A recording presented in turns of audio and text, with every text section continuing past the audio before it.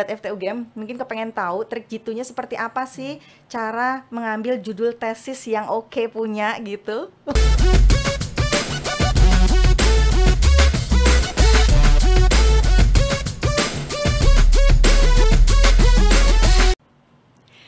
Assalamualaikum warahmatullahi wabarakatuh. Selamat pagi Sobat FTUGM. Ketemu lagi bareng saya Dwi Kusmiranti di Podcast Grafika.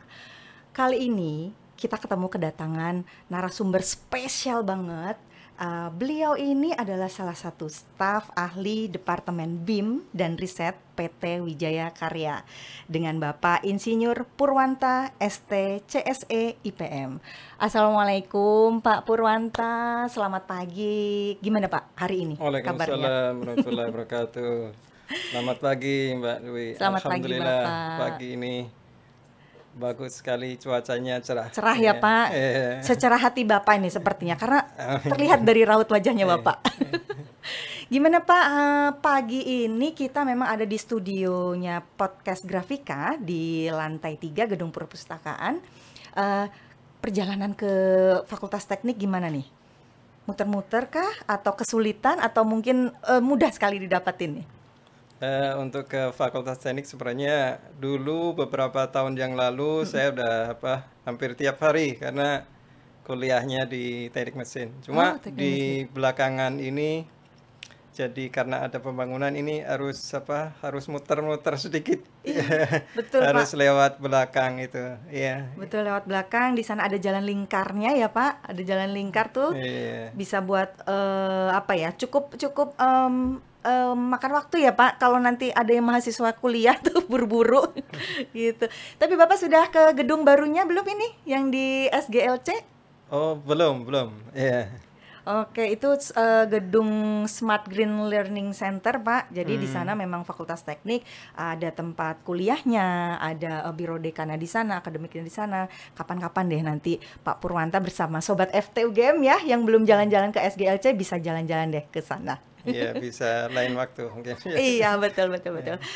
Sobat FTUGM, yuk kita kenalan dulu mungkin ya, karena informasi yang saya dapatkan, Pak Purwanta ini saat ini sedang menempuh studi S2-nya di program studi Magister Teknik Sistem. Kenalan dulu yuk, monggo Pak Purwanta. Ya, seperti yang diperkenalkan Mbak Wi tadi, saya saat ini sedang menjalani untuk tugas belajar di Magister Teknik Sistem UGM. Dan background saya sebenarnya di sebuah perusahaan konstruksi PT Wijaya Karya. Dan ini sebenarnya di Wijaya Karya itu sebuah tempat kerja saya yang ketiga. Jadi dari lulus dulu sebenarnya dari alumni Teknik Mesin. Teknik Mesin UGM ya? Iya, Teknik Mesin UGM. Ya, masih di komplek ini juga. Iya. Ya. Lulus tahun 96. Kemudian mulai merantau di Jakarta itu 97, masuk di perusahaan konstruksi swasta PT IKPT.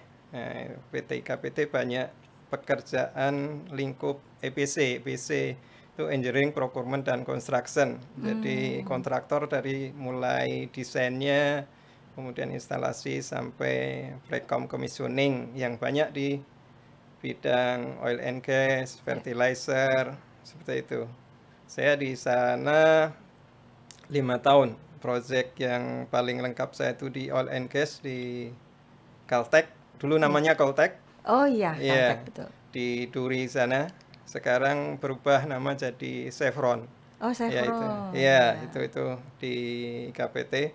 Kemudian setelah 5 tahun di KPT, saya pindah ke perusahaan modal asing PT Istana Karang Laut. Itu banyak proyeknya untuk offshore. Iya. Kira-kira 3 tahun di situ. Kemudian saya baru masuk Wijaya Karya. Nah, Wijaya Karya waktu itu memang membuka untuk lowongan yang punya pengalaman di bidang EPC. Sehingga masuk di Wijaya Karya itu tidak sebagai fresh graduate tapi sebagai sudah tenaga bekerja yang gitu udah ya, Pak. pengalaman. Sudah berpengalaman, Iya, betul karena sekali. saat itu Wijaya Karya membuka departemen yang bergerak di bidang EPC. Nah, sampai sekarang saya di Wijaya Karya, kalau proyek yang paling lengkapnya di proyek pembangkit. Jadi kalau di Pembangkit. pertama kerja tadi lebih banyak di oil and gas, nah di Wijaya Karya kemarin di pembangkit, di proyek untuk 2 kali 25 megawatt di Sulawesi Utara, Pamorang, Sulawesi. ya termasuk fast track program, ya Oh. 10.000 megawatt ya yang tahap pertama.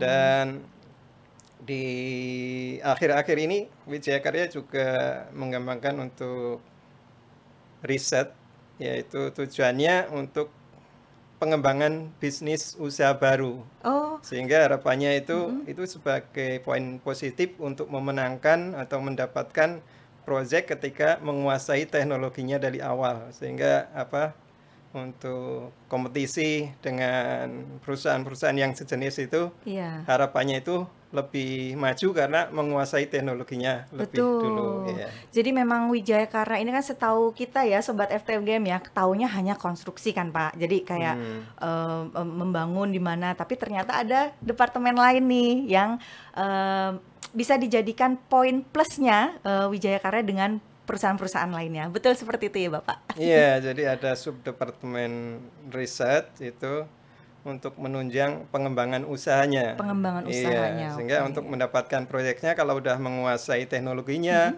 baik itu menguasai sendiri atau berpartner dengan perusahaan atau dengan kampus yang sudah menguasai teknologi yang dianggap teknologi terbaru, nah itu sehingga untuk mendapatkan proyeknya itu punya poin lebih Poin di lebih. situ. Iya. Oh. Wih, Bapak ini ya cukup berpengalaman Sobat FTUGM. Jadi sudah mengarungi berbagai macam pengalaman di bidang yang listrik-listrik seperti tadi juga ya. Aduh, saya juga amazing banget. Ini kalau boleh tahu, Bapak domisilinya saat ini di Bekasi atau di Jogja ini, Pak? Untuk Bekasi. Untuk keseharian itu di Bekasi, Oh, di dengan Bekasi. aktivitas kerjanya di Jakarta. Jadi Bekasi sekitar 15 kilo dari kantor, iya. 15 kilo dari kantor cukup jauh juga Iya. ya, Pak. Cukup jauh karena jalannya atau karena kemacetannya ya, Pak? Kalau di normal sih 30-an menit, ya. 30 Iya. menit. Karena itu saya dekat tol, langsung masuk tol, terus kantor juga dekat tol, keluar tol udah sampai kantor. Sampai Tapi kantor. kadang Di tol. ya di Jakarta ada macet itu kadang jadi bisa Cukup 45 bisa menit gitu ya, bisa lama. lebih. Iya, Iya. betul-betul. Karena di Jogja sendiri pun sekarang seperti itu, Pak, Iya. kemacetan. Baik, Sobat FTUGM, kita pengen tahu ya, Pak Purwanta ini tuh masuk ke METSI itu, ke program studi Magister Teknik Sistem, semester berapa, atau di periode kapan, dan kenapa sih kok Bapak memilih melanjutkan studi S2-nya di program studi Magister Teknik Sistem? Yuk kita dengarkan ya. Jadi saat ini saya udah masuk di semester 3, jadi masuknya di awal 2021, di Awal 2000, Februari oh ya, Februari, untuk ya mulai genap ya Pak ya? akademiknya, iya, Ya genap genap 2021. 2021. Dan kenapa masuk METSI? Ini saya melihat METSI pas sekali dengan kondisi saat itu, dengan kondisi karena dalam Wika dan saya saat itu sedang menangani riset yang kerjasama dengan Teknik Kimia UGM, yaitu pengembangan untuk produksi biogas dari limbah pabrik bioetanol Pabrik atau sering bioetanol. dikenal dengan vinase, yang sebenarnya ini mirip dengan limbah pabrik kelapa sawit yang sering disebut dengan pome. Nah ini teman-teman di Wika dan secara nasional sebenarnya mengetahui bahwa itu volume vinase, pome itu di Indonesia cukup melimpah dan ini menjadi hambatan dari industri itu karena itu nggak bisa langsung disposal, dibuang ke lingkungan. Oh, ke lingkungan nggak bisa Iya. secara langsung ya Pak? Ya, karena ada Oh. kandungan COD, BOD yang cukup tinggi dan temperaturnya juga cukup tinggi untuk di pabrik bioetanol Madu Baru itu temperatur keluar dari kolom distilasi itu sekitar di atas 75, bahkan bisa sampai 90. Wih. Sehingga ketika mau dimanfaatkan untuk pupuk cair itu juga harus diturunkan temperaturnya, Temperatur. diencerkan agar kandungan COD POD-nya itu Iya. bisa diterima. Nah, itu menjadi masalah. Nah, itu dari Wika ingin memanfaatkan itu karena ada juga udah riset awal-awal itu pemanfaatan itu untuk produksi biogas. Nah, di Metsi harapannya ini konsep untuk pemanfaatan limbah pabrik bioetanol, limbah pabrik kelapa sawit untuk dijadikan energi ini akan diaplikasikan dalam industri. Dengan masuk Metsi itu harapannya ketika kita punya konsep untuk pembangunan pabrik produksi biogas dari limbah pabrik bioetanol, vinase atau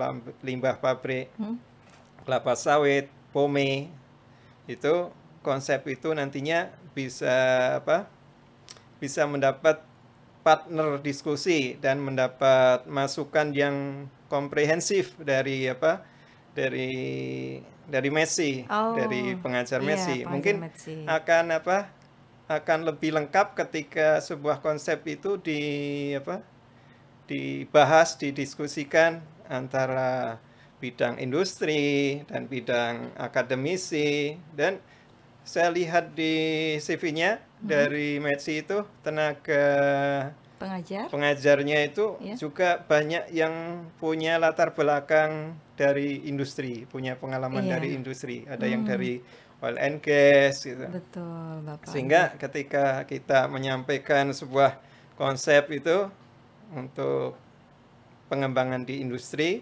dari riset itu nanti dapat banyak masukan dan banyak untuk untuk pengembangannya seperti apa. Iya, betul. Wow, ini menarik sekali loh Sobat FTUGM. Jadi memang beliau ini ternyata mengambil topik penelitian pun juga berdasarkan pengalaman yang ada di sekitar atau juga permasalahan yang ada di sekitar. Jadi saya pengen tahu nih bersama Sobat FTUGM ya. Jadi kenapa Bapak mengambil topik tesisnya Bapak dan mungkin sekilas aja Pak penelitiannya tentang apa ya ini. Jadi kita kayaknya saya juga pengen tahu banget nih kenapa kok Bapak ngambil topik tesisnya yang ada di Metsi ini dan mungkin juga ada trik jitunya ya Sobat FTUGM, mungkin kepengen tahu trik jitunya seperti apa sih cara mengambil judul tesis yang oke punya gitu. Monggo Pak.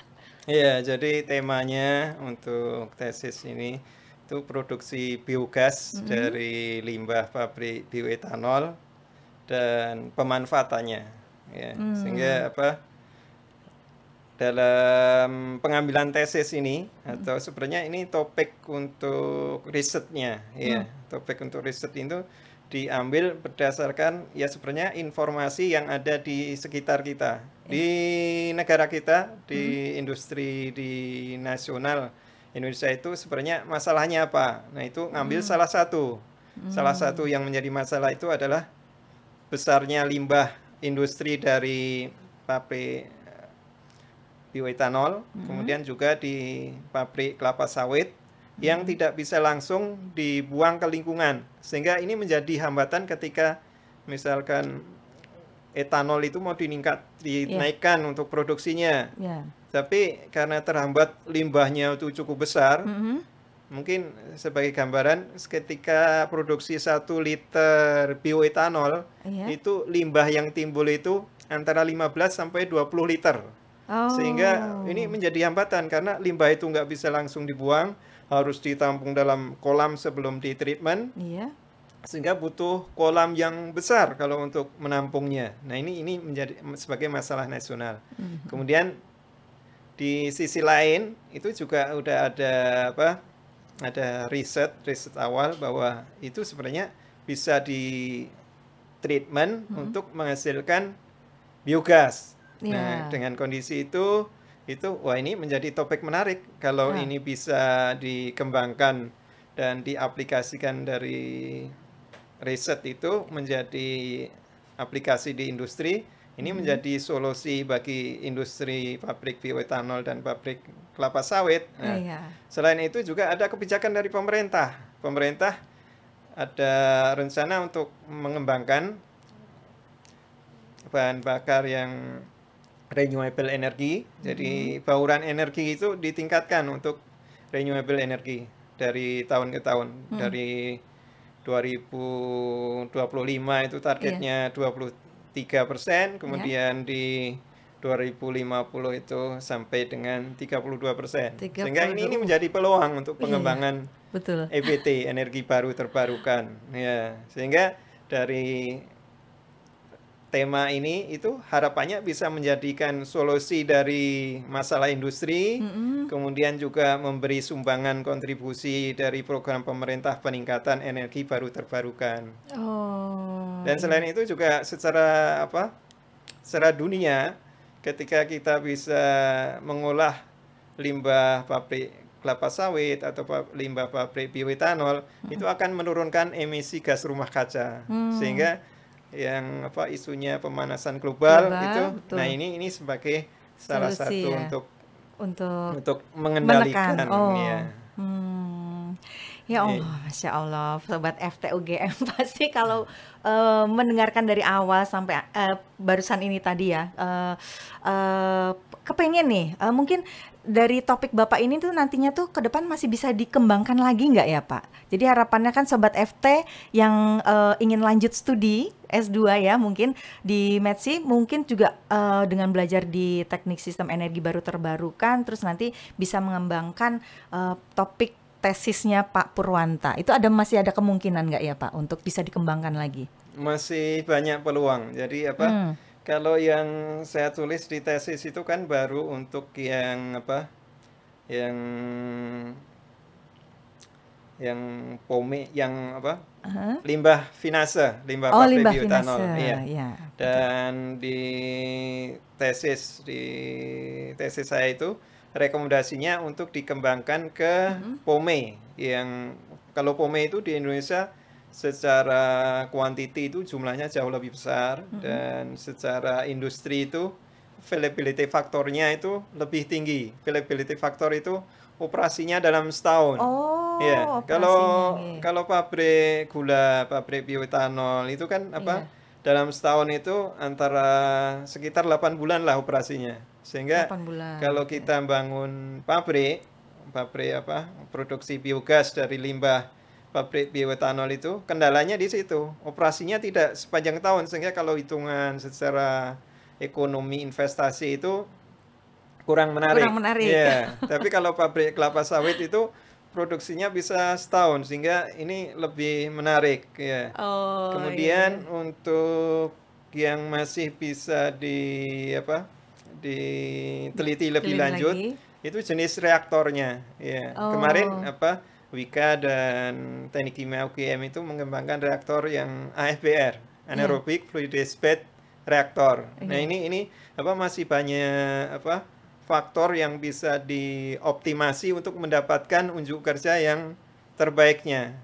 Baik dari mulai desainnya, kemudian dari sisi kondisi operasinya. Masih banyak yang bisa Masih bisa digali ya Pak, masih bisa dikembangkan dilakukan lagi riset untuk riset. mendapatkan optimum, sehingga ya mempunyai kontribusi untuk solusi Solusi ya. industri dan mengendalikan gas rumah Gas rumah kaca, ya, kaca. Aduh. atau pemanasan global gitu. Itu dulu udah kita ini memang di negara Indonesia ini memang harus banyak ya Sobat FTG seperti Pak Purwanta seperti ini. Jadi memikirkannya tidak hanya untuk diri sendiri tapi juga untuk negara kita ini ya tentunya.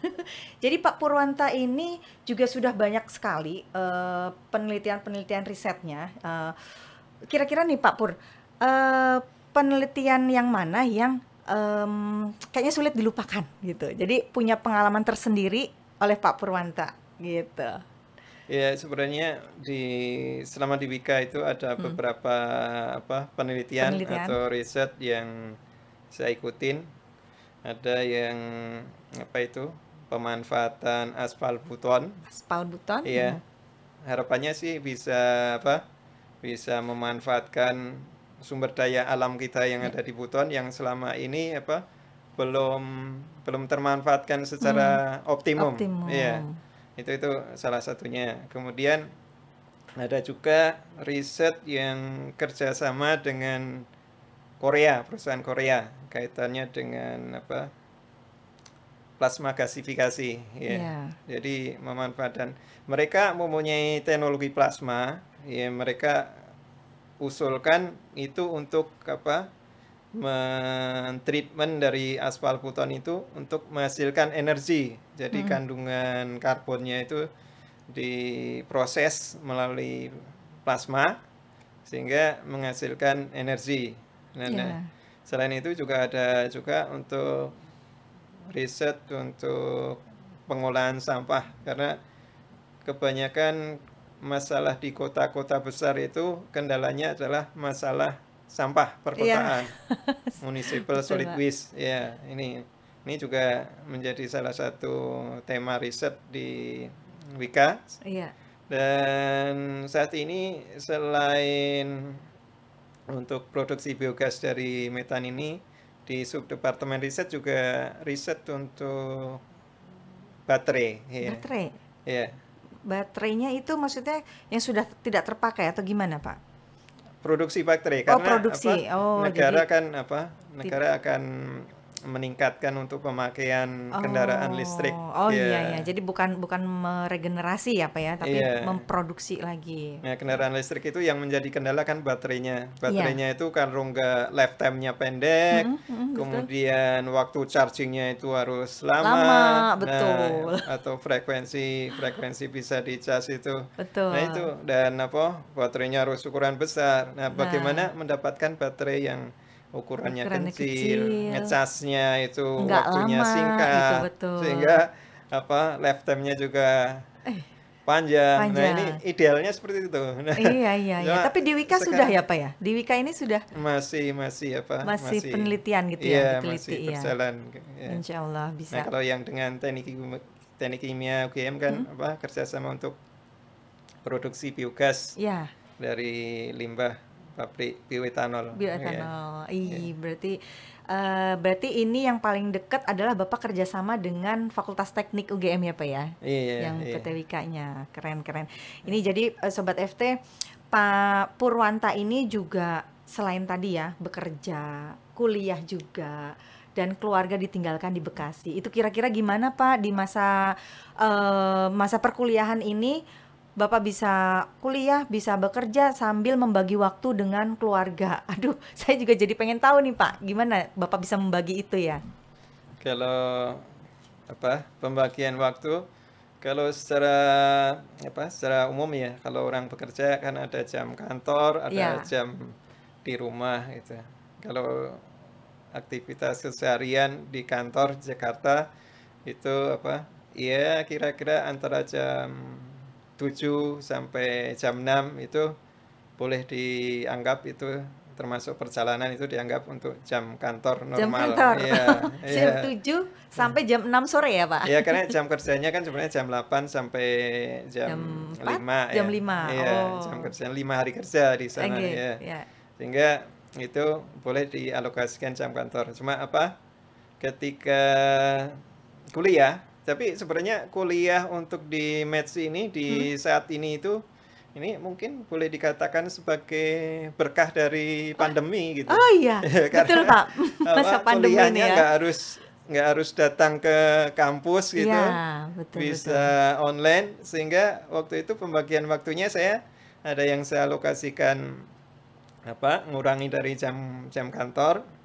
Jadi dialokasikan misal 60% ngambil di jam kantor.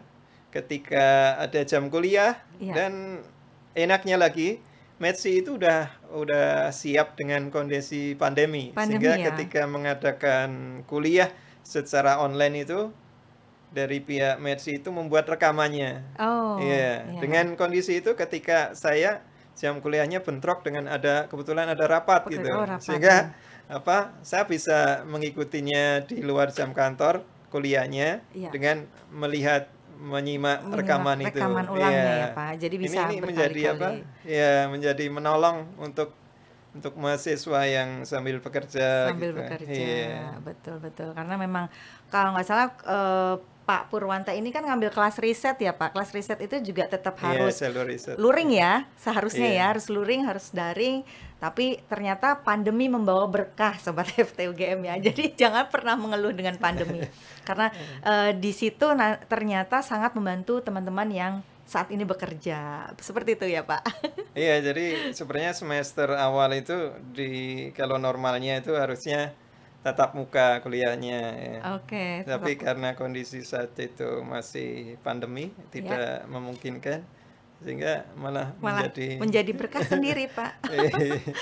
Oke, Sobat FTUGM, saya ambil kesimpulan sedikit ya tentang apa yang disampaikan Pak Purwanta ini. Saya sih mengambilnya dari bagaimana cara jituknya untuk mencari topik tesis. Mungkin dengan cara melihat dulu permasalahan yang ada di sekitar kita ya Pak, yang ada di negara kita, ada masalahnya seperti apa, nanti itu bisa diangkat sebagai topik, dan itu sambil bisa didiskusikan dengan dosen atau dengan pakar-pakar lainnya, seperti itu. Kalimat penutup ini Pak untuk Sobat FTUGM deh. Monggo, sebelum acara kita tutup, acara podcast grafikanya. Sebagai penutup, mungkin bagi teman-teman yang masih mencari untuk tempat kuliah, mungkin METSI bisa menjadi pilihan gitu. Karena apa? Selain apa? Untuk bisa mengendalikan kita lulus tepat waktu itu, di METSI itu kepala program studinya cukup care gitu. Jadi ada kegiatan rutin untuk monitoring mahasiswa untuk tesisnya. Jadi mungkin karena pandemi juga, jadi lebih mudah untuk mengumpulkan dalam monitoring itu melalui aplikasi Zoom. Sehingga dalam Zoom itu Kaprodinya mengabsen semua mahasiswa angkatannya ya, untuk masing-masing on the track nggak dengan planningnya. Ya, terus kalau ada kendala apa, misalkan kendala dosen pembimbing karena kaitannya dengan tema yang mau diangkat untuk tesisnya. Nah, mungkin mahasiswa itu tidak mengetahui dosen yang menguasai untuk bidang oil and gas siapa gitu.